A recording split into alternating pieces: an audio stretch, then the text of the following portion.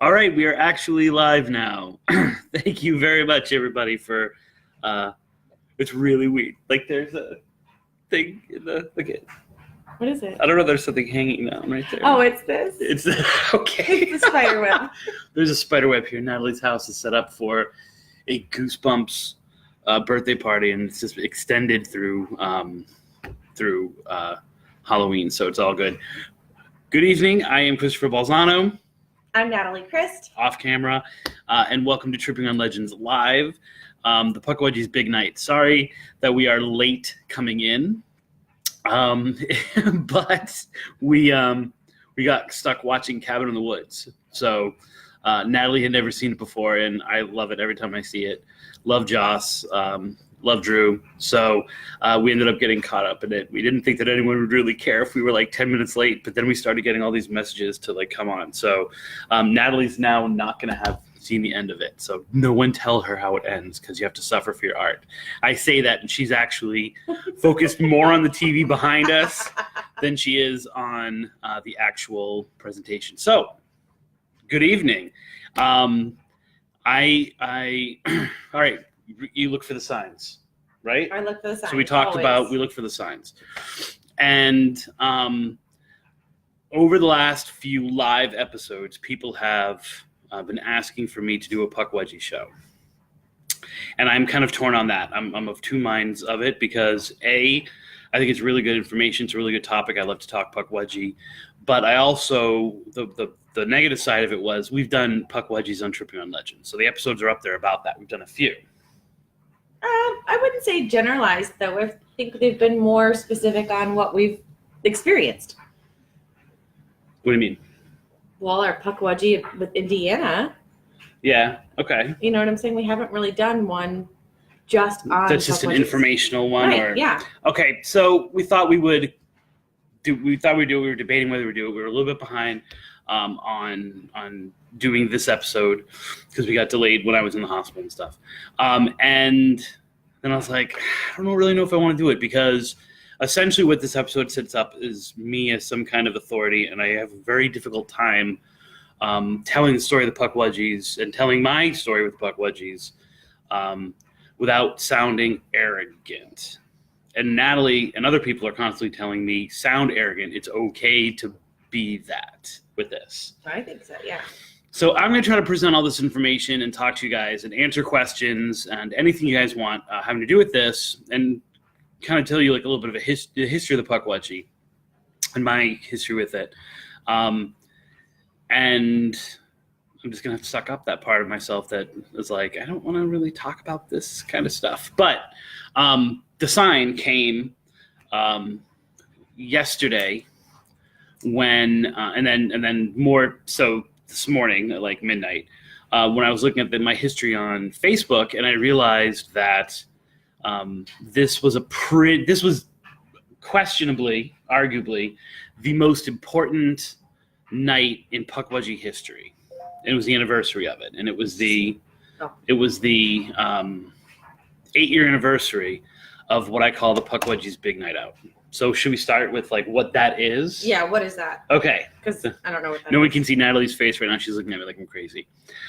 So 8 years ago tonight was the premiere of the Paranormal State episode, which featured Pukwudgies. Okay. It was I'm pretty sure it was the season premiere of that show, season 4, I believe.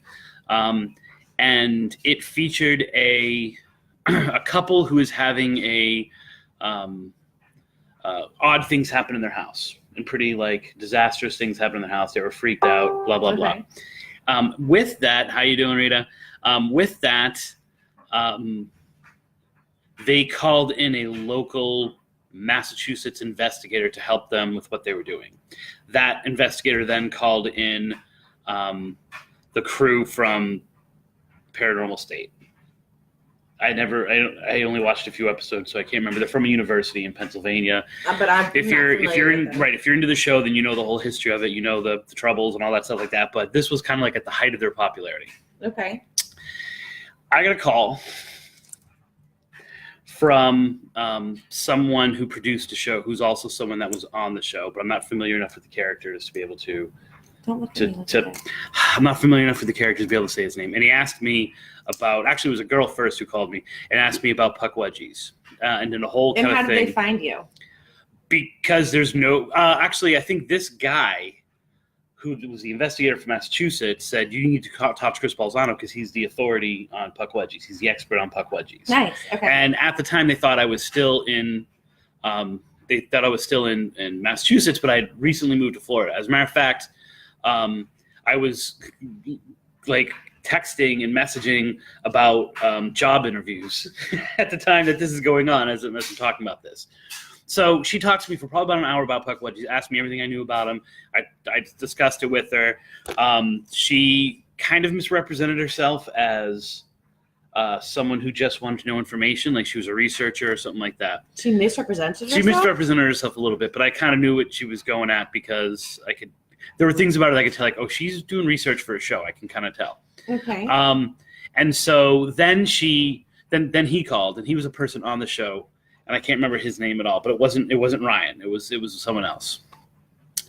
And they interviewed me for probably about 2 hours, and I was sitting in the parking lot. So you know where I live now? Yes. I was sitting in the parking lot of that Domino's.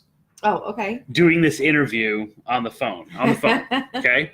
And can you guys come up here? And I was like, I don't live there anymore. I live in Florida. If you fly me up, I'll totally come up. No, they weren't going to fly me up. So I appear at the end of this episode or near the end of this episode as the authority figure, but I'm just a box. You're just what does that mean? I'm just a box. Like, have you ever seen Charlie's Angels? A box of emotion. A box of emotion. You've never seen Charlie's Angels? Yes, I've seen Charlie's Angels. Okay. So, Charlie always talked to them through a speaker box. Yes. And they would be around the speaker box. So literally the episode features me, my voice coming through the speaker box, and they're all sitting around asking me questions. Now, here's the funny thing. No, I didn't talk to any of them except for one person. So they literally were told, like, okay, ask this question. So and then they edited, right, so they cut up the interview. And for those of you guys who follow this, you know that the infamous story of the strawberry bush, which I'll tell later if people want me to retell it. But I've told it so many times that. But it was essentially so, like, Michelle Belanger is asking me these questions, and I'm responding, and it sounds like I'm responding to Michelle Belanger, but I've never, well, in that instance, I wasn't talking to Michelle Belanger. I never talked to Ryan, never talked to Michelle, never talked to Chip, and then it was literally just kind of them editing my stuff through, which was kind of cool. After that, Pukwudgies exploded. So I know I'm kind of like taking from that watching point, but I'm explaining why I'm doing it tonight. They became a huge part of the paranormal landscape. I got tons of calls. I got probably maybe 7 people who wanted me to fly out on my dime to investigate their Pukwudgies. My website hits went through the roof. Through the roof. And it really kind of started this whole movement of us blaming things that are going wrong on these little creatures. What were your initial thoughts when it started exploding like that? Were you like, no, all of these can't be Pukwudgies? Had to have been. Well, I was caught up in the wave, to be honest with you. Like, I was caught up in this whole thing of, like, people were calling me. I was getting cases. I was getting probably one of the most interesting cases I ever was involved with came out of this. And I would love to just do a whole show on that case because it was just so crazy, even though I never met the people whatsoever. But it just. But the big part is that's where the misinformation started to come through as well. I have interviewed 3-4 dozen people about their possible Pukwudgie experiences. I've done more research into this probably than any singular person. And I can honestly say that I've never heard of a Pukwudgie that is like it's represented now in the media. Really? That this vicious, like... Why do you think that's the one that stuck? Because it's the freakiest, right? Okay. So it's probably best to start at the beginning. Okay. So we're gonna go in the Wayback Machine to like 2002, 2003. I'm doing research in the Bridgewater Triangle. I'm getting called out to do more and more work in the Bridgewater Triangle,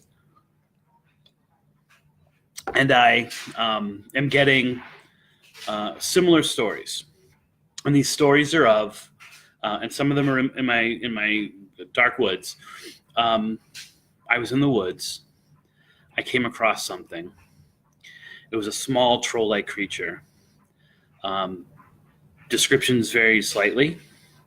The two people who I talked to, it was more of a hairy person, but like not like covered in hair, but more of just like hairy with a longer nose, much like a troll. Like that's how they described it. They described it like a troll or like a little goblin or something. They didn't really know the difference in those kinds of things, so they were just kind of using their vernacular. Okay. And the three stories that I was able to cover, two of which allowed me to put in the book and then never would talk to me again about it. One of whom wouldn't let me put it in the book, but she just wanted to get it off her chest. So I've never really told that story.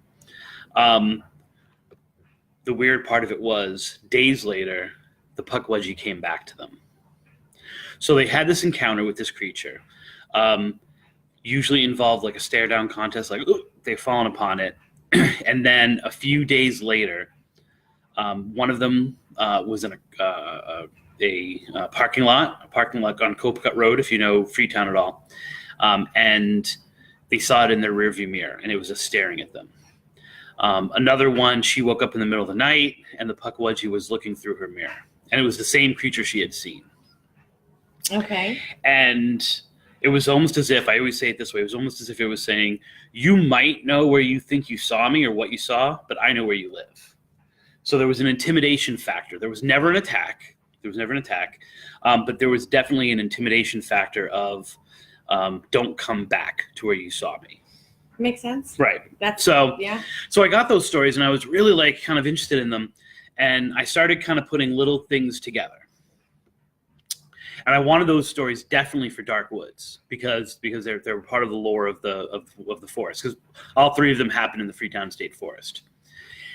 And I started to remember what happened in Valence Cemetery. So the story really kind of starts for me in Valence Cemetery. Okay. Now, unlike most people who like strippers and drinking, my bachelor party was a ghost hunt, or probably much more of a legend trip than, because we weren't there investigating. We were literally just there to experience what was going on. We tried to go to Spider Gates. So my local Massachusetts people, I'm sure you guys have heard of Spider Gates before. We got about halfway from the road to the beginning of the cemetery when cops pulled up and they kicked us out. And so we decided to go to Valence Cemetery in Wilton, Massachusetts instead, and Wilton, New Hampshire instead.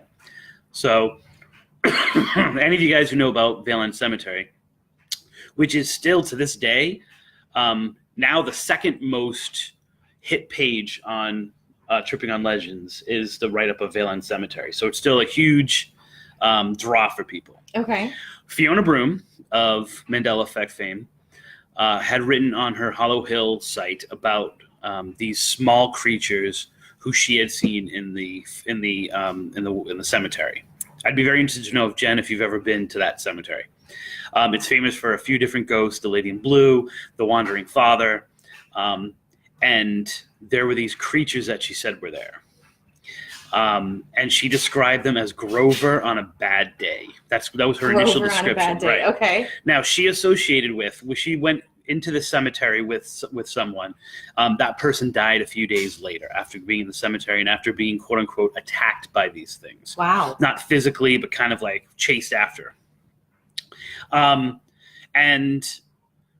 She eventually took it down. So, but this was, she was crazy about this. It was one of her first Hollow Hill reports.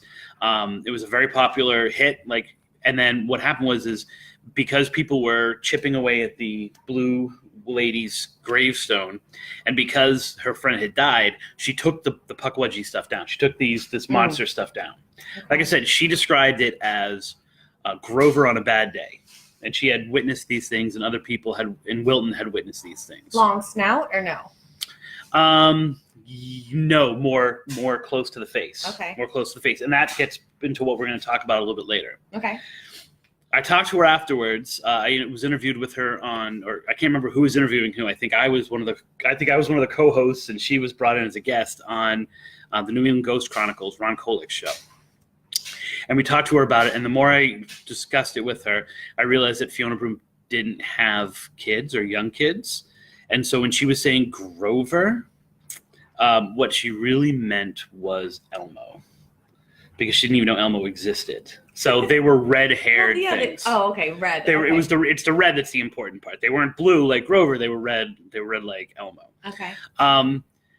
So I've got that, and it's reminding me because it's similar in a lot of ways because it's small, it's hairy, it's vicious somehow, and I'm like, all right. So I wonder if these things are connected.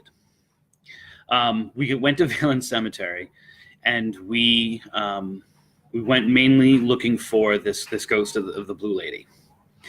And there was a burst of light. So everyone's familiar with orbs. There's been a lot of orb arguments this past week online with my friends. There's a burst of light. Okay. Then there was a solid orb of light just hanging there in the woods near the back of the cemetery. So being a good legend tripper. Was there swamp? Could it be swamp gas? It's New Hampshire. So, yes, it's woods, right? So, swamp, at least, right. Yeah, uh-huh. And it's a cemetery, so gas there. Okay. And so I followed it. So, it was maybe 10 feet away from me. When I got to that 10 feet, all of a sudden the light was 20 feet away, deeper into the woods. Okay. And so I walked a little bit into it. If anyone who's been to Valence, Julie, I see that you've been to Valence. Jen, I'm not sure if you've ever been there. Have you had these experiences at Valence when you've been there? Then all of a sudden, I would start to see one to my left and one to my right. And so, okay, so now we split up. Half of us went to the left, half of us went to the right. So now we're in the woods, deeper into the woods, and we're separated. Following me? Yes. All right. All of a sudden, the Fiona Broom stuff really starts kind of clicking in my head, and I'm like, we're being led someplace. Right? Like it became very obvious to me that something was drawing us further and further into the woods, and that wasn't cool. Right? So I was like, everyone on my voice, let's go back to the main part of the cemetery. And so we went back to the main part of the cemetery. So we were there with my ex-brother-in-law. It sounds like Brave. Yeah, well, yes. She says it sounds like Brave, and it does sound like Brave. I believe Brave wouldn't have happened if it wasn't for... Oh, come on. We're moving on. We'll talk about that afterwards. What were those things called? I don't think they had any. They're called Will-o'-the-wisps. Will-o'-the-wisps. Yes. And will-o'-the-wisps are associated with what? Those little Fairies. small things that look like Pukwudgies. What? In Brave, the little rock people. There's no rock people. You're confusing Frozen with... No, I'm really not. Only Frozen has rock people. Look up Brave. Brave doesn't have rock people. Yeah, it does. No, it doesn't. Yeah, it does. Frozen has the rock trolls. Look it up. I'm looking it up. Look it up. I am. Look it up. All right. Anyway, there's something like that. So we moved to the middle of the cemetery. We moved to the main part of the cemetery if you've ever been to Valence. And all of a sudden, it's as if we are at a sporting event. The entire woods are lit up with these bursts of light. Oh, wow. And it's like, it's time to get out of here. And so we went out, right? And, we weren't running. It wasn't a, dude run. You mean the standing stones? Yeah, sure. Yeah, you were mixing. Yeah, mixing them up a little bit. So I'm admitting it. So we were walking out, and then we saw this family of graves. It was a big headstone, and then like 5 headstones right next to it, little ones.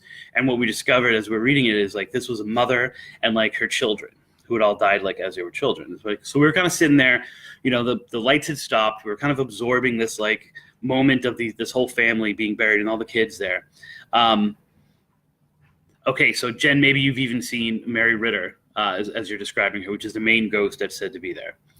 As we were watching these stones and as we were there, a dark, solid shadow began to rise out of the ground behind the headstones we were looking at and come towards us.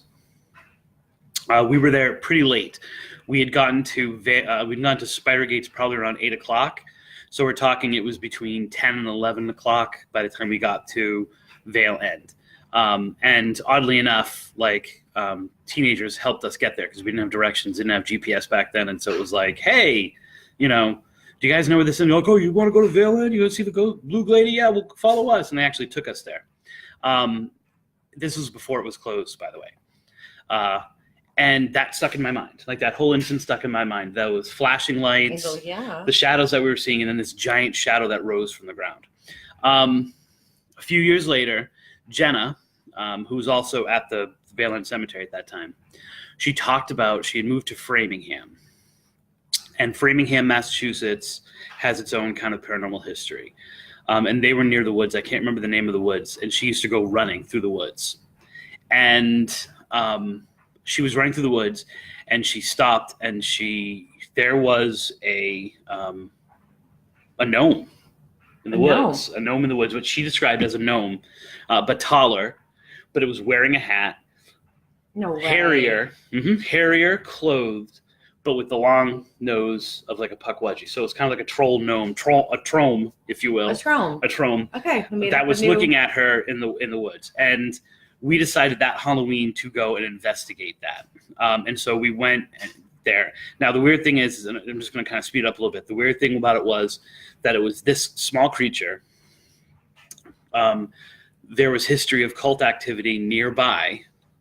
Right? Like there was actually still fire marks in the main part of it where cults had been setting fires and things. There were lights in the woods when we went there, and there was a large, dark, shadowy figure that kept following us. So I started to see this kind of trifecta playing itself out. So back to dark woods. Now I'm working on dark woods, and all these things are kind of coming into my head. And I'm like, what are these things? Like, I don't get what they are. I don't have a name for them. I don't even want to talk about things that are behind the woods in the villa. Right now, we can do a whole villa show. And I came across this book. So maybe I'm going to write a quick comment here because I want to see if I can get him to maybe come in or something. My job. I know, but it was on my account. Passing Strange. I've never seen that one before. Passing Strange is probably one of the most influential paranormal books for me. A lot of people have compared Joe Citro to Lauren Coleman, and I think that has something to do with being like, New England people who somewhat look familiar if you're thinking about like they're just kind of like bearded and stuff like that. Joe Citro writes about Pukwudgies in this book. So this is the first time that I read the words Pukwudgie. Okay. And he just very briefly talks about it. I mean, like it's maybe a paragraph, maybe 3 paragraphs about Pukwudgies. And the primary focus of talking about the Pukwudgie in this instance is to say that the Dover demon is not a Pukwudgie. So it was really kind of bringing this old Wampanoag story into the light, just to say some people have said the Dover demon might be a Pukwudgie, and it's not. Now, I've never heard other than that. Now, I hear from our good friend Craig Paste that Lauren Coleman also wrote about the idea that the Dover demon was not a Pukwudgie, but I've not been able to find that reference. So I don't know in what book that was. It was not in Mysterious America. Okay. So I hit the internet. The only reference on the internet at that time for Pukwudgie was this book, The Good Giant and the Bad Pukwudgies. And this essentially, if you don't have this book, it's a really great book. It's a New England book, but it really kind of connects to a lot of different paranormal things throughout the country. And Joe's a great writer. I love the way that Joe writes. And Joe and I have like a long history with each other. Good Giant and the Bad Pukwudgie. This is a kid's book. So if you've seen most of the pictures of Pukwudgies that I post, Natalie's tempted right now to read the book for the entire time. Actually, boom, there's the page right there on this side, where I got most of my pictures for Pukwudgies.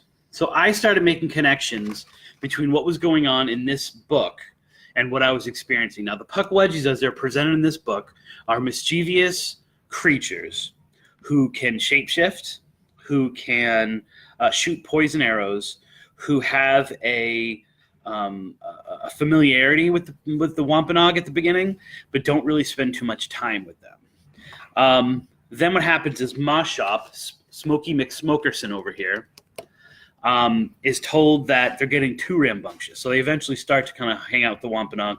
They're getting too rambunctious. The Wampanoag are like, can you do something about these guys? And Moshop, being really lazy, finally gets off his butt, goes and attacks the Pukwudgies. So now what he does is he shakes them and he throws them all around the world. Okay? And then he goes back to smoking his pipe and eating strawberry cake that his wife makes. Moshop gets seduced by essentially like a sea goddess with diamond eyes, because you all know those square diamond eyes, like, they just drive you crazy, and goes away for an unspecified amount of time. And during that time, the Pukwudgies seem to change, and they go from being mischievous to being downright violent. And this is all covered in this kid's book here. They kidnap babies. They lure hunters out into the woods and then have them jump off cliffs or fall down cliffs or attack them outright. They burn villages. If you saw that picture that I was showing, it's a pretty vicious attack, and it seems to come out of nowhere. Now, some people have suggested, see, kidnapping, fires, bad. Some people have suggested that Moshop's attack of them led to them hating the people who had kind of ratted them out. But that's not in any literature. But that's maybe a logical conclusion you can bring, right? So this is where I got that from. Oh, Moshop comes back, and he and his sons attack the Pukwudgie. So there's a big war between the Pukwudgies and the giants. And the Pukwudgies essentially win. They kill all 5 of his sons using poison arrows. And then, there are different variations on the story. I believe in this story, he goes away. Yeah. But in the story, he goes away. But in other variations of the legend, which are found in other places, he dies. Yes, ma'am. So where did the author, Jean Fritz, where did she base this off of? Is this completely fiction, or is this based off of lore? I'm glad you asked, Natalie. So, being the good researcher that I am, and not being able to find anything on the internet, I read the back of this book. Boom, notes. And it says, I've combined fragments of old legends collected by Elizabeth Reynard in a fine book called The Narrow Land. So, my next hop was to buy The Narrow Land. This is the Pukwudgie Bible. Okay, so anyone who talks about Pukwudgies, Pukwudgie lore, or anything like that, who has not read this book, okay, and you can even see I still have tags on it for when I was doing research about something we were talking about on Trivia Legends. If they've not read this book, they can't claim to know really anything about Pukwudgies, because what they're getting is a filter of a filter of a filter of a filter of a filter. And then, once again, being a good researcher and working at a library at the time, I got as many of the resources that I could from this book, and I compiled a ton of crap about the Pukwudgies. And essentially, my belief was that these 3 people who I had talked about, and other people throughout New England, including the Fiona Broom case, including these other cases, were in fact Pukwudgies. They were Pukwudgie attacks. Does that book only cover New England's Pukwudgies? Yeah, because it's really just a cape. Okay, all right, got it. So, but if you follow the trail of some of the resources in here, you can find references in other places. Got it. I had not heard of this book yet, okay, which is published in... Self-published, but does it say the year that it was published in? No. Which I think predates Dark Woods. Yeah, I want to say this was the... Because I think this guy has died 20 years ago, so it predates this. This is the Pukwudgies, spelt differently, of Indiana. And I published all of that information. I published my theory, my research, all that stuff like that in Dark Woods. If you have not read this book, don't buy it. It's not worth buying. There are a lot of grammar errors in it. Go get it somewhere, or contact me and I'll give you a PDF of it. And I'm legitimately saying that. I will give you a PDF of Dark Woods. or at least like a Word document of Dark Woods if you have not read this book. Okay, it's not worth going out and buying. Please don't buy it, because then you'll be mad at me, because you'll be like, what the crap? I read it in like 2 hours. And Pukwudgies grew. Like the idea of Pukwudgie. Are you taking pictures of my books? Yes, I'm tweeting. Okay. Leave me alone. Do your thing. I started getting people who were having similar experiences. And that just kind of led to the next thing, which led to the next thing, until pretty soon the word Pukwudgie. Okay, so people want to know how I became known as a Pukwudgie guy. This is not a title I gave myself. I went on Darkness on the Edge of Town, which is Dave Schrader's show. And I talked about Dark Woods. And obviously, as soon as you start to mention Pukwudgies in any interview that I do, it kind of, I will, Jen, it kind of takes over the conversation. We'll talk about this in a little bit, but it's the name, it's the idea of it. And one of the things I talk about in Dark Woods is these are New England, this is a Wampanoag legend, and their version of things that are seen all over the world. And so I've been spending years talking about how Pukwudgies are here, but Pukwudgies are really everywhere, which becomes kind of like a bigger thing. And so I end up going on Dave's show. We do the whole interview. I remember I had just moved here, because I was driving around Fort Myers completely lost. If you've ever been to Fort Myers, like where the ghost tour was. Yeah. If you don't Downtown. know where you're going, right. So I was in a park, once again, doing an interview from a parking lot on my cell phone, right? And so I met Dave at a conference in St. Pete that I've talked about a few times, a few months after that. And we are on separate ends of the hall, and he sees me, and he yells out from the crowd, "Yo, Pukwudgie guy!" Right? So if any of you guys know Dave, it's a very Dave thing to do, right? That's where the name comes from. He was the first one to call me the Pukwudgie guy. I did a follow-up interview with him where he called me the Pukwudgie guy, and of course, Paranormal Radio, especially at that time, he was one of the big ones. They listened to each other to get guest ideas, and so from then on, everyone was calling me for a while, everyone was calling me the Pukwudgie guy. And of course, I took that and ran with it, because it was, I would then be like, yeah, I'm Pukwudgie, I'm hairy and short and da-da-da-da. So that's kind of how that came to be. And I became the kind of authority on it. I didn't invent Pukwudgies, right? They've been around for at least 500 years in lore. But the publication of these books and being the first person to seriously talk about them. Now, I know I've been told Lauren Coleman did work on it. Joe Citro was writing about it. Obviously, the books that I've mentioned, Elizabeth Raynard, these people are talking about it as well. But I think it was a perfect storm of the paranormal is becoming really popular, and there was someone out there specifically talking about this. All culminates 8 years ago tonight with the Paranormal State broadcast of their Pukwudgie episode. And so all of a sudden, Pukwudgies went from a fairly obscure Wampanoag folk legend, which was really happening, which we were still getting cases of, to something I think everyone could relate to and that people attach themselves to, because Pukwudgies are universal, right? I can't think of a culture that doesn't have a diminutive trickster spirit. Yeah. I was recently, this is kind of a side note, I was recently watching a documentary or listening to Folklore podcast, and they were talking about the idea of Loki and how so many cultures have this trickster which has to act as kind of an antithesis of the hero. Oftentimes being in direct contact, being like an antagonist in the battle, but other times just being in the background causing mischief. And so there were so many instances of Pukwudgies in the narrow land doing mischievous things and unexplained things. And I wondered if early Nordic contact kind of brought the idea of Loki to these little guys. Because not every culture has Pukwudgies as tricksters, but they all seem to have them in it. Fast forward just a little bit really quickly to last summer, 2017. Mm-hmm. Because I think this is the most interesting development in Pukwudgies that really no one wants to hear about, or kind of like the mainstream doesn't want to hear about because it's nowhere near as interesting, but it is.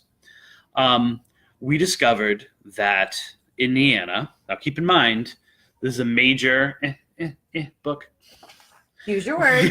This is a major place of Pukwudgies, and it was a bucket list place for me. I really wanted to go to Mounds State Park, and Pukwudgies are presented very differently in this book. Yes.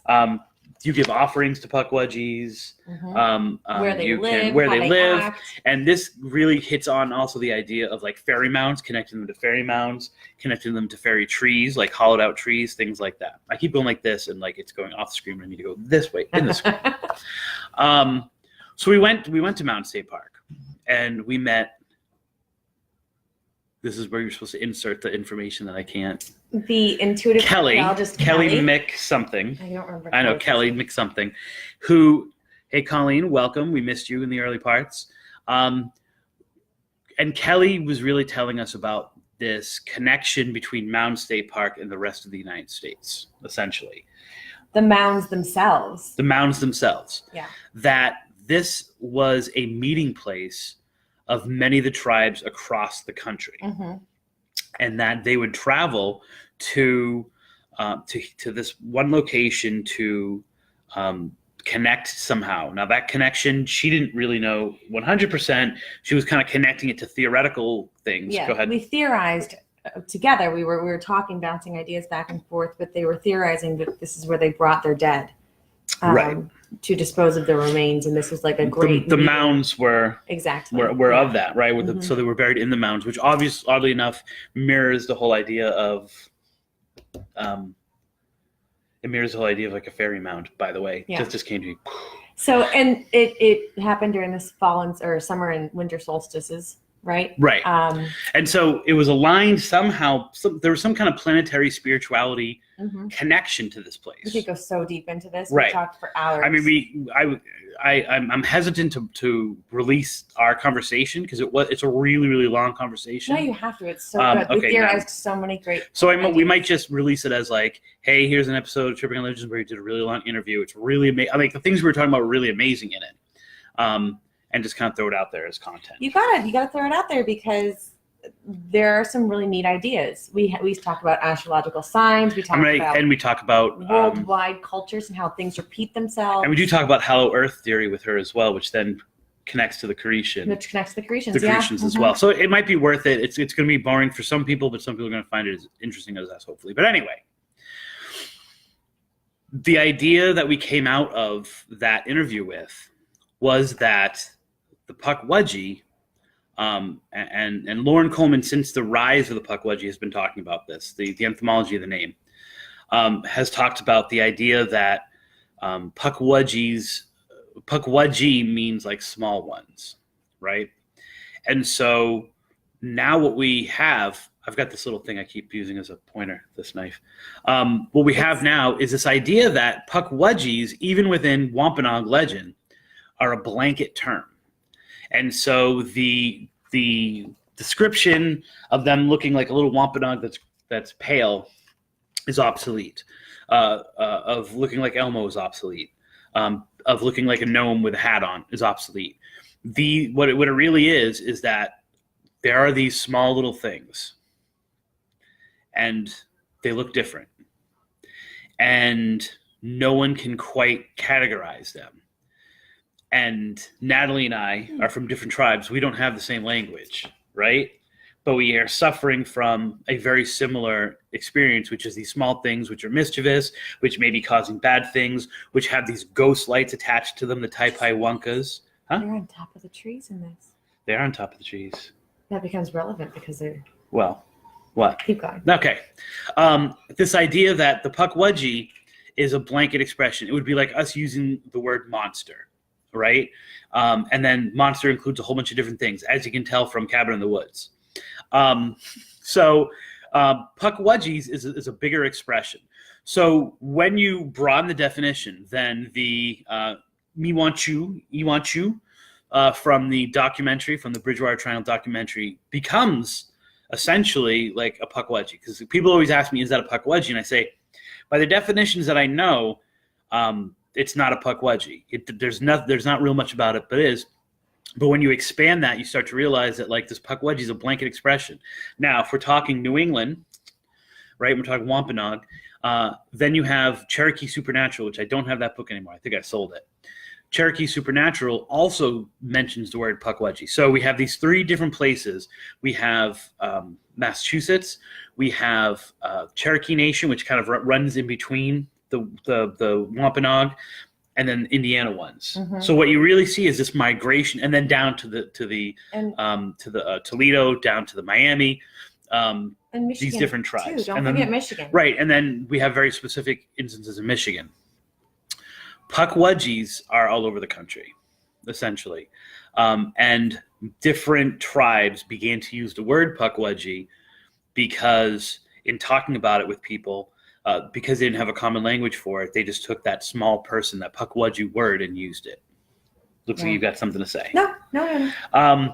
Don't know how many of you people know about our Pukwudgie experience in Mounds State Park, so I'll go over that because that was a pretty profound moment for me. And I know that we interpret it a little bit differently, but essentially we went out on what they called their like little Pukwudgie trail. So during Halloween and special times, they take people on this kind of haunted trail throughout the woods. And they celebrate the fact that they have Pukwudgies. And they actually leave food out for the Pukwudgies and things like that. And the hollow trees. Right, and their belief is it's really connected to the hollow trees. So rather than fairy mounds or rather than just randomly being in the woods, they live in these hollowed out trees, which is a much bigger connection to fairy folklore, to European folklore, than the Pukwudgies ever share by themselves. And so we're walking around the mounds, and then we are kind of walking on the outskirts of the mounds. And we see, and we're documenting every fairy tree that we see, every hollowed out tree that we see. And we're walking on the road, and we're looking into the woods. And all of a sudden, pretty much out of nowhere, it's just filled with fireflies. Yeah. Right? And if you're talking about Brave, this looked like the scene from Brave to me. I don't know about you. There are a whole bunch of fireflies, and then all of a sudden, they all go into a straight line. Mm-hmm. Right? There, at the end of that straight line, is a hollowed out tree.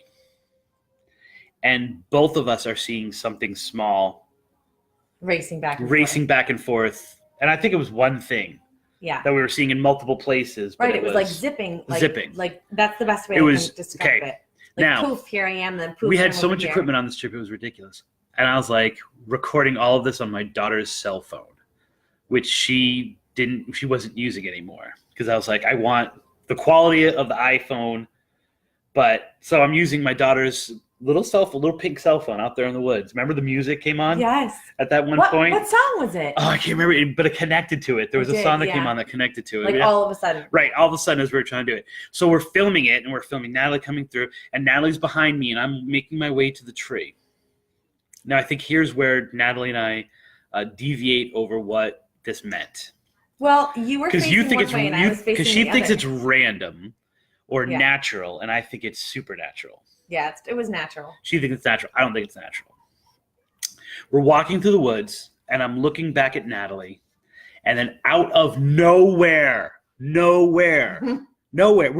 went from the woods to this tree. Okay, so we're crossing this like 50 yards of woods. Wait, time out. You're skipping a part. Okay, go ahead. So you're ahead of me like 20 feet, right? And I'm behind you, and I'm bent down looking at the eaten crab apples. Don't forget the friggin' crab apples. Forgot the crab apples, which has to do with Pukwudgie folklore. It's even in this book here. Yeah, and it's like little tiny bites off of this crab apple, and I'm looking, and we'll get to that, Clarissa. I'm trying to point it out to you, and that's when you turn around and you see something. Out of nowhere. It's not something. It was clear as day. All of a sudden, out of nowhere, a deer shows up. Was it a stag? Okay. No. I couldn't see horns. So it would have been was that a doe then, right? Yeah, a doe. A doe appears out of nowhere. Beautiful, beautiful beast. Pretty big. Behind me. Right behind me. Like, it wasn't there a second ago, okay? So it's like, and it stops. It looks at us, looks at me, and then darts out towards the road and disappears. Yeah. Okay. We know that Pukwudgies are shapeshifters. Came out of nowhere. And then, boom, everything was normal. The woods felt differently. Yeah, everything was different.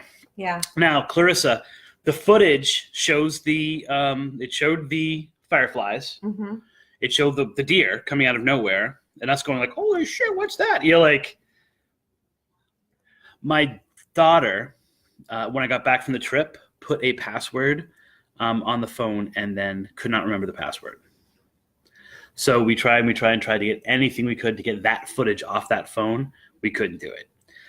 By itself, it's not that miraculous. Yeah, still have the phone. We should try again. We should try again. I've tried it different times and like try to connect it. So if anyone who I've tried all of that. So anyone who knows how to get footage off of a phone that's been locked, do you know that there's like cases where it's like the person won't give up their code and it's like inside is crucial evidence and iTunes won't give away the password to do it. Really? Yeah. Stupid Apple. Stupid Apple. Natalie is so anti-Apple. We had a whole conversation last night about why Apple sucks.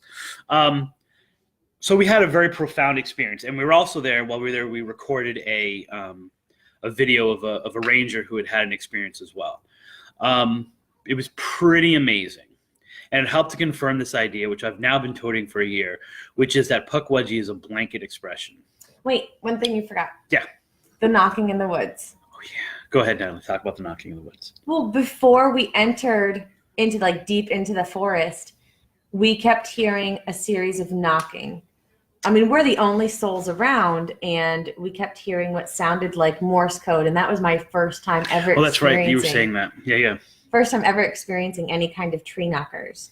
But Pukwudgies aren't known to be tree knockers. Pukwudgies aren't known to be. Well, in this book, they are. Remember? Right. Because then we were sitting down reading this book, Mm-hmm. and they were talking about them knocking on trees. Right. So the mere fact that they're knocking on trees in Indiana and they're not knocking on trees necessarily in Massachusetts means that there are different variations of it, right? That everything in New England, I shouldn't say everything in New England, but a lot of the Pukwudgies in New England have that third aspect, which is introduced in the narrow land of the dark figure that watches them, that maybe controls them. Now, that part of Pukwudgie lore has to do with Christianization of the Wampanoag. So anyone who knows anything about the Wampanoag, you know about the praying Indians, as they're called. And this was how, they couldn't quite figure out how to completely overtake the Wampanoag in the early days. So they were like, if we can't kill them, why don't we just convert them to Christianity and then use economics to pressure everyone else? And Pukwudgie lore changes and institutes essentially what they describe as the devil. And so now the devil is controlling them. That dark figure has been seen in a lot of different Pukwudgie experiences, but not all of them, right? So in the early days, I tried to like kind of gloss over that a little bit, that there was a lot of them had this in it. Mm-hmm. Now, shadow people have been seen in a whole bunch of different paranormal experiences. So we don't necessarily have to say that it's part of the Pukwudgie triad, but many Pukwudgie experiences had it, but not all of them. Once again, because of that umbrella term. So that's kind of like the story of like the rise of it. And then it followed us home. And then the Pukwudgie followed us home. And then we experienced, I think essentially we experienced a version of a Pukwudgie in Astor. Mm-hmm. That this Pukwudgie follows a lot of it. It has the light thing. It has the around where other paranormal experience happens. Only this one looked more like an alligator, right? Or at least its hands and the prints that it leaves for us to freak us out is like an alligator, but its head is like a football. Mm-hmm. So it's slightly different, but it has a lot of the same characteristics. And I think that's essentially why Pukwudgies have become so popular. Every culture has, we talked about that diminutive figure in it. These are real things. Some of it can be misqualification or misclassification of the woods, but people have been experiencing this who are familiar with the woods, people who've been walking in the woods, people who spend their time in the woods, Native Americans who spent all their time in the woods because that's all there was back then, right? Have identified that these things do exist, right? We've been talking a lot recently about we don't know what something is, and so we gravitate towards the easiest thing we can. And I think once one person starts talking about this Pukwudgie idea, other people who experience small creatures in their section of the world want to be able to classify it. Right? Now, the interesting thing about Pukwudgies is they defy classification. Are they a cryptid? Right? Are they in the same category as Bigfoot and skunk ape and pterodactyls and the Dover demon to some degree? Like, are they that? because the mythology behind them, unlike these other characters, the mythology behind them is one of magic, right? It's one of being able to manipulate the environment, being able to turn into things. Now, I know there's a lot of research recently about Bigfoot that to talk about them as transdimensional beings, possible aliens, but also being able to shapeshift, which is why you can't ever find them. The lore of the Pukwudgie is like she said, like into a metal cage. The lore of the Pukwudgie is more intertwined with that magical aspect of it than any other of these cryptids. And so you have to take a step away from it and say, well, the cryptid description doesn't really fit. Okay, but they're not a ghost, right? They're not, and yet they control ghosts, right? Those Pukwudgies, those will-o'-the-wisp, wisp of the will. Will of the wisp. At some point, having talked about this for like 12 years, you would think I would remember that phrase. The Pukwudgies, these ghost lights, are associated with them. They're supposed to be the souls of the people that they have taken. Now, oddly enough, we've been tracking that same idea with the Oviedo lights, with the Ormond Beach lights. It really hit me this weekend when I was doing one of my presentations. And I literally stopped in the middle of the presentation and was like, oddly enough, there's no small creature associated with these, but that same idea that these ghost lights are the souls of the people who have died at that location, who are somehow controlled by something. Right. So we fall back on those stories. We can't call it a ghost. We can't call it a cryptid. We can call it maybe a fairy, but most people in the world of cryptids, most people in the world of UFOs, and most people in the world of ghosts don't want to hear the term fairy, right? Fairies are not. Maybe we'll use the word elemental to kind of have some kind of term to define them, but they're undefinable, and yet they're there, right? Like the experiences that I documented were 3 people who did not know each other, who had ridiculously similar experiences, right? And then, of course, once that gets out, people are contacting me all the time back then saying, like, I had this experience, and they would tell me, and it was similar to it, or I had this experience. And I've always held back little details and things like that just so I can have kind of a frame of reference and a database for what people experience. They are real, right? They are real and people are experiencing, but they don't know how to define it. Once Pukwudgie hits the scene, everyone can attach themselves to it because it makes sense. It's similar to what they're experiencing. It's got a really cool name. And I know you might think it's silly, but I don't think we can put that fact aside. The fact that Pukwudgie is a cool word, it's an interesting word, helps to make it, it's unique. It helps to make it relatable to people, right? They either mispronounce it or they spell it differently. But the whole idea of a Pukwudgie, the word, makes it more popular, right? If you had a band name, you'd want to name a Pukwudgie so people listen to you. By the way, there is now a band called Pukwudgies. There's also a beer called Pukwudgie. There's a beer called Pukwudgies. It's fun to say, and it's one of those things where and people who hear me say the word always like give the same jokes, and they think they're original. Like, what are you talking about? Like someone who plays hockey that's got a wedgie? Like they all use the same jokes, but it's what it is. It's really telling of, like, excuse me. We like the word, and therefore we can apply it very easily.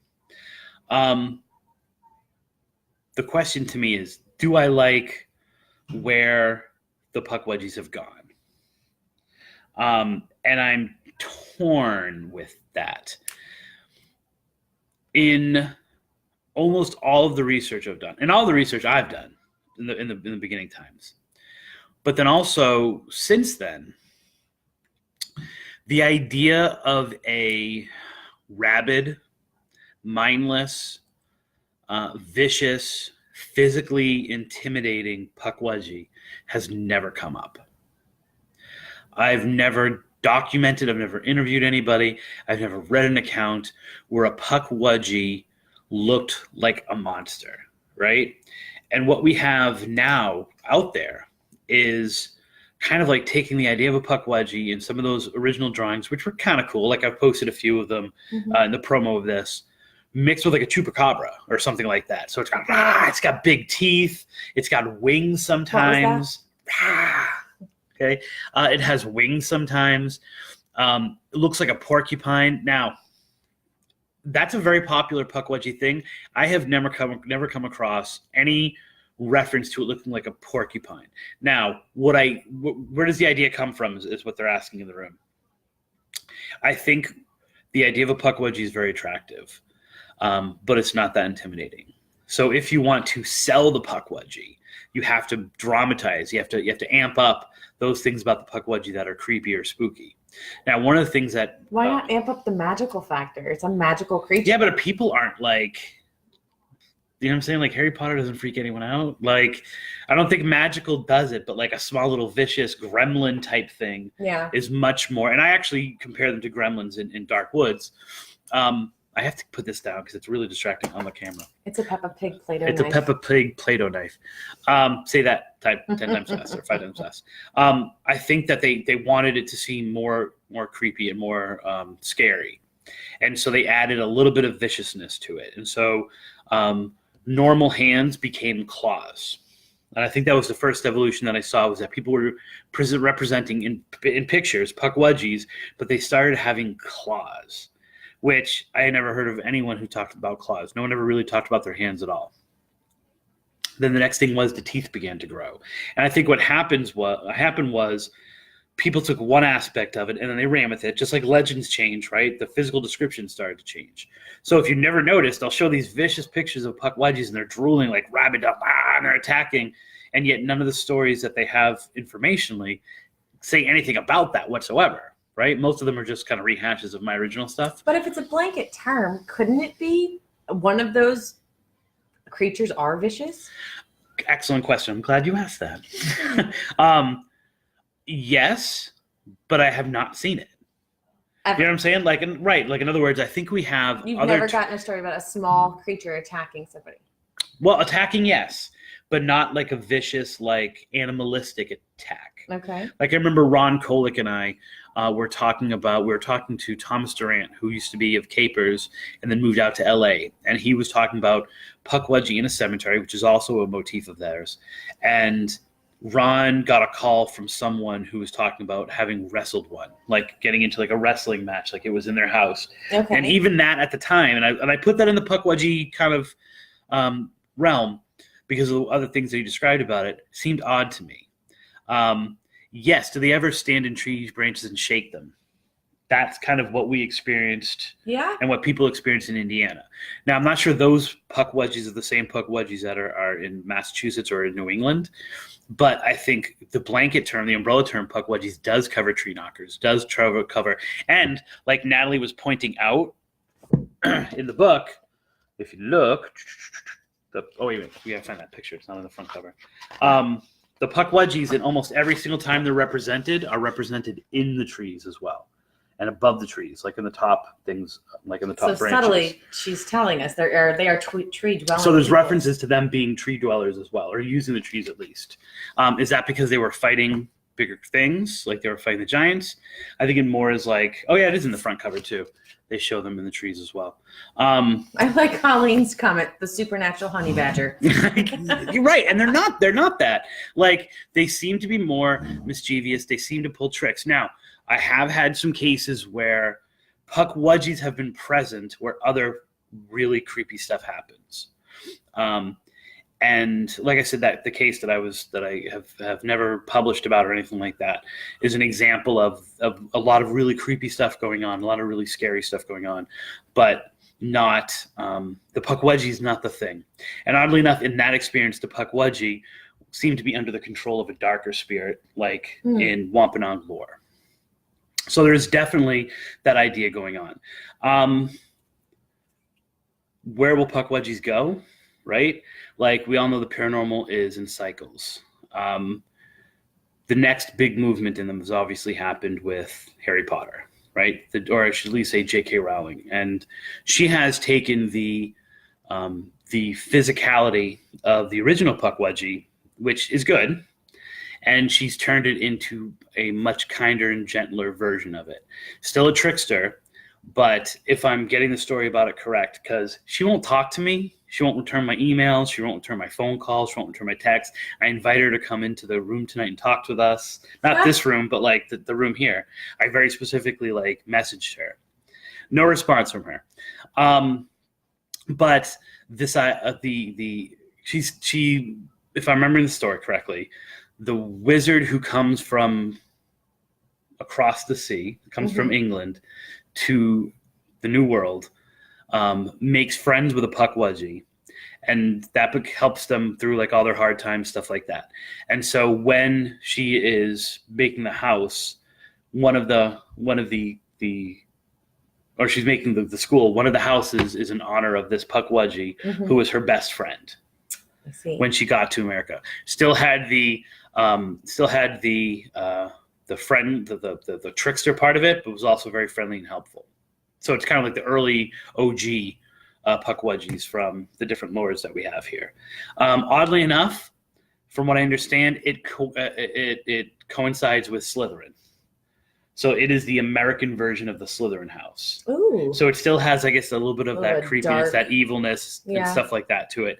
And so we'll see where it goes. Like Fantastic Beasts, up to this point, hasn't really focused on the school. Now there's fiction out there, and there's fan fiction out there, but then there's also small things that talk about, is it Homery? I don't know. I know. So we'll see where it goes from here. But I really don't think that it's going anywhere. I think it's kind of been codified as this chupacabra, troll and chupacabra's love child or something like that. I think that's where it's going to stay. I think it pretty much now is that. Wikipedia doesn't acknowledge the paranormal aspect of the Pukwudgie anymore, or the idea that it might be real. So Wikipedia used to, which is pretty much my research, copy and paste into Wikipedia, used to acknowledge the idea that this was something that people were still experiencing, that there were Pukwudgie attacks, not Pukwudgie attacks, but Pukwudgie encounters that were going on. Better word. Yeah. That Ma Shop was part of this whole legend. They've now completely stripped all paranormal aspects, or all aspects that Pukwudgies might be real, from the page. So now all it talks about is they're a small creature, they're in all these different cultures, all these different Native American tribes, they're in the Song of Hiawatha, and that's pretty much it. So people who are going now and looking for the story of Pukwudgies are finding it in other sources. Right. The unfortunate part is it doesn't drive them to my website the way Wikipedia did. Well, so my hits are down based on that. Part is that there's a lot of misinformation. Right. So if you look at images, so if right now, or when you're done, go and Google Pukwudgie without my name attached to it, especially. Go and Google what a Pukwudgie looks like. And what you're going to see is you're going to see something pretty vicious. Yeah. And it takes a little while down the list to start getting to what Pukwudgies have always been represented as. If you hear of an actual Pukwudgie attack, if you hear of a viciousness, right? No, I'm saying if you hear of an attack, if you hear something vicious, or if you hear anyone describe it in a vicious way, please contact me with it. I would love to talk to that person. Now, right, I'm with you, and I tried to go in and change it back, and Rita said that's because people can edit Wikipedia, right? And no one has kind of stood up for it. I tried to change it, and it got changed back. And what their excuse was that it was because it was copy and pasted from a website, and I'm like, there you go. So last year I was kind of playing with the idea that it was a conspiracy theory, because it was right after we had published how the Pukwudgie got wikied. Yeah, right. And then all of a sudden, like 2 days later, after we published that, Wikipedia actually changed. So I was going totally conspiracy theory, man. They don't want the truth about the Pukwudgies out there. The last thing I'm going to say, or last thing I'm going to address, unless there's questions from you guys or Natalie has questions, is the when Pukwudgies attack video. The infamous video. Because that is labeled by me as a Pukwudgie attack. And I've been asked about that, and it is up to like 80,000 views. And I've lost the password to that account. That I think it's Balzano. And so I was constantly having to, like, people were commenting, and I would have to edit comments out because people were swearing and stuff like that. I haven't hit that. I haven't tried to sign into that old YouTube account for a really long time. That was a promotional video, right? So I was intentionally trying to show, because I was trying to promote my book, Pictures of Ghost Hunting. I was intentionally trying to show something sensational that happened while we were looking at an area that was known for Pukwudgies, the Sonnet Ledge. And during that time, Maureen Wood, who was working with the New England Ghost Project at the time, had a psychic attack. Now, during that psychic attack, there were also Tai-Pai-Wunkas, so there were these like bursts of ghost lights in the area. Ron Kolick and I beat her to the ground, man. If you've ever watched the video, like we were totally restrained her to the ground. She's freaking out. She's acting as if like she's possessed by something, which is, if you know Maureen, like that happens, that she gets those psychic attacks, and that happens to her. And that video has been on documentaries. That video's been shown on TV shows. It's been shown on all these different places. Clips of it have made it into other videos that people have made. I don't own the video. Andrew Lake does, so I can't like say it. But I think that might have something to do with the idea that Pukwudgies can attack, that there's something vicious. So even though you are the champion of no, they're not, you are the reason behind their bad name. I refuse. They're coming for you, I Balzano. refuse to take blame for it. But I heard that podcast where it happened. It's out there, right? It was out there as a promotional thing. I called it When Pukwudgies Attack because of that, because I wanted that Pukwudgie name into it. Because I was and I was also promoting the idea that I was a Pukwudgie guy at that time. So I might have had something to do with it. Don't know. Do you think J.K. Rowling has seen your video? I think that J.K. Rowling has seen all our videos. I think she's a follower of Tripping on Legends, and she's just waiting to steal our crap. One of the things that I've talked about before, just the J.K. Rowling thing, is that, so this predates me a little bit, I guess it would. I'd have to check the dates on it.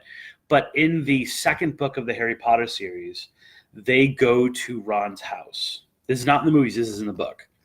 They go to Ron's house, and there are monsters in the fields.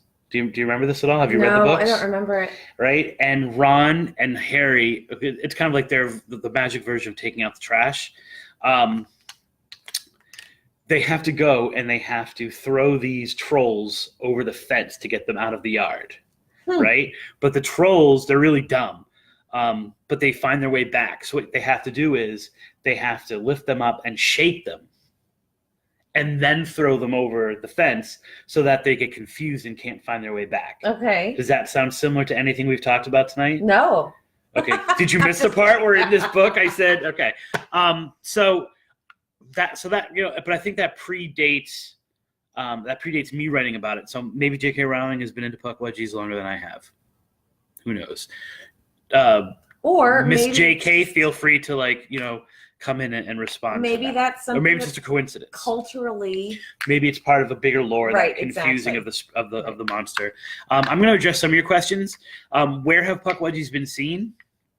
All over the country, but they've been called different things. I remember when we were doing it, I don't know if we were coming home from Indiana or somewhere else, but you started looking up just all the different names that Pukwudgies are called. Yeah. And Natalie was on a Native American website that was talking about them. Right, she's going to share the link right now. That I think that primarily the word Pukwudgie is a northern term, in that it's huge in New England, and they use the word Pukwudgie. And then, like I said, all the way kind of coming down through Michigan, although Michigan is west of Indiana? Northeast of Indiana. It is east, so you hit it before you hit Indiana. If you're going this way, it's like above Ohio or whatever. Yeah. Okay, so it's all throughout there, all throughout Michigan, Ohio, Pennsylvania, into Canada, all these places. Cherokee Supernatural. I don't have the book anymore, but that's a really good book, and it has a whole section on Pukwudgies. So that would be one if you were looking to get another book. And then, of course, like I said, in Indiana, and then kind of more south. The idea of the Pukwudgie, where Pukwudgie has been seen, is all throughout the country. And I think, thank you, Natalie. I see you shared the link. If anyone else has any kind of questions about it, I would love to address any kind of questions or any kind of Pukwudgie things that you want to talk about. And what I'm going to do is just kind of, do you want me to share the strawberry story? I'm going to share the strawberry. I was just thinking it. I'm going to share the strawberry story. And I'm just going to use that as a time filler. so people can ask questions if they want to. So I'm opening up the questions, and while I'm waiting for all of your responses, because you guys have all said you want to hear this episode, while I'm waiting for your responses, I'll tell a strawberry story. So I was on Paranormal State, right? I've told the story at the beginning. And I was asked by the person talking to me how to get rid of Pukwudgies. And I said, my standard response is you can't get rid of Pukwudgies. Like there's no anti-Pukwudgie cream or anything like that. Like there's no blessing or anything.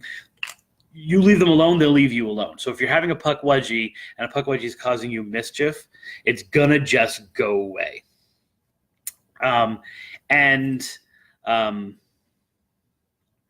he asks me, well, how about planting a strawberry bush? And I say, strawberry bush? Well, I don't really see how that would work. Like there are strawberries that are kind of part of the lore. Like part of it is that they're stealing Moshop's strawberry bread.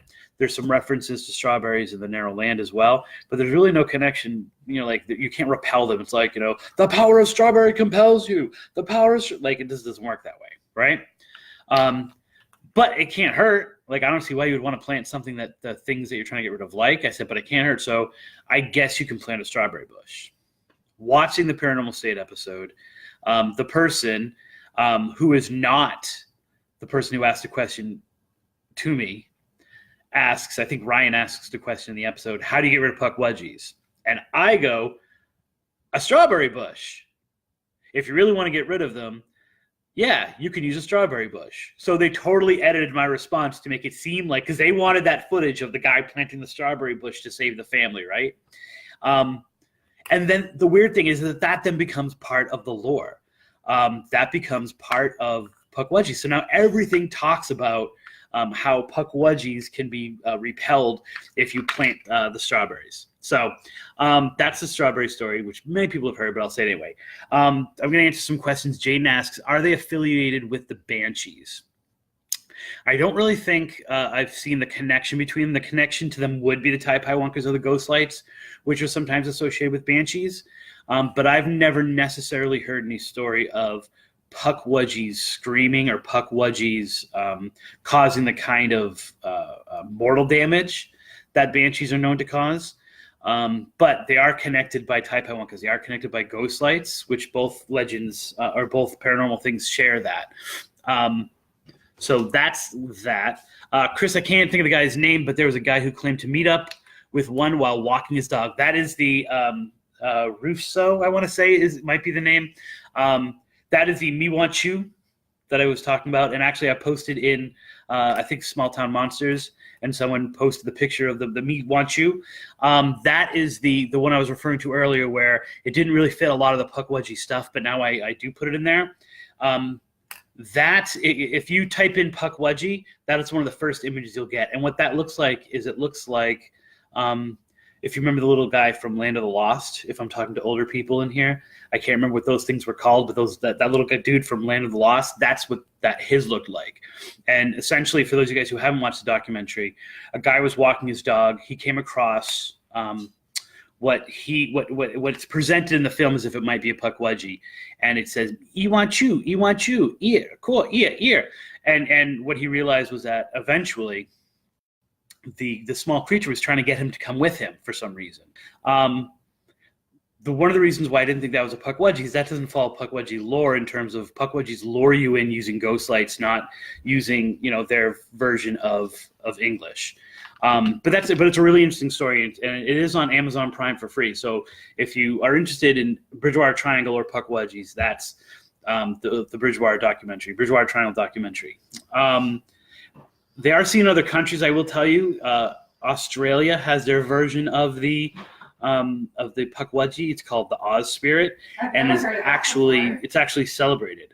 Are they physical in nature, Joey? Are they physical in nature or more like apparitions or spirits? That's why they're so hard to classify. They are physical, right? So they're not seen as ghosts. They're not presented as ghosts at all, and yet they can disappear. They can transform themselves into other things.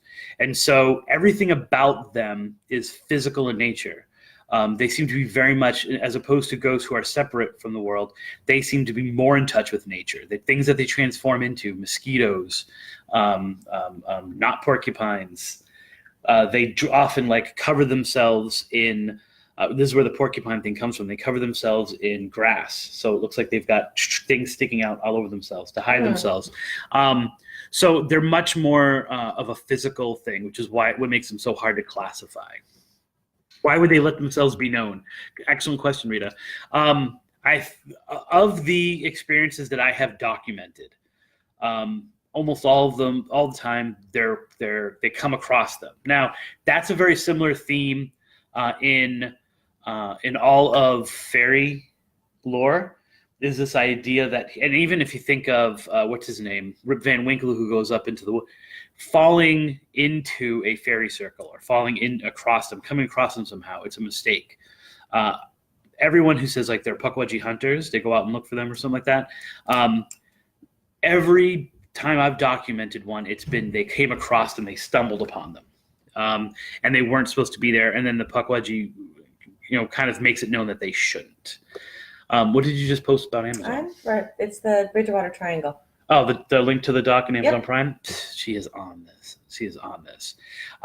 So I'm going to sign off because we're kind of over our hour limit that we've promised ourselves. But I hope you guys found this interesting. Please make sure to follow us here on Facebook. Don't friend me. Follow the page.